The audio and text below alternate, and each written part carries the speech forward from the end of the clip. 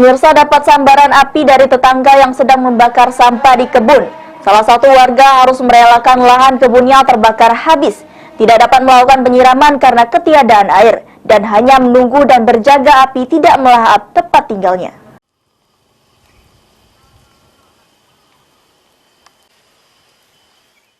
Lahan seluas 2 hektar milik keluarga Ibu Mutia, warga Desa Tanjung Lago, Kecamatan Talang Kelapa, Banyuasin, hangus tak tersisa. Api yang membesar ditambah hembusan angin walau tidak kencang namun cukup untuk membesarkan api hingga tidak terbendung lagi lahapan kebun kelapa sawit dan seluruh tanaman yang ada di kebun milik keluarga Mutia.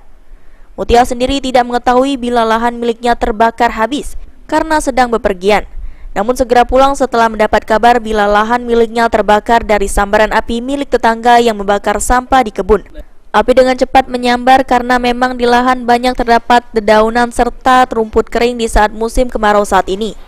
Hanya dapat pasrah melihat si jago merah melahap seluruh tanaman miliknya di kebun yang menghasilkan kepulan asap cukup tebal.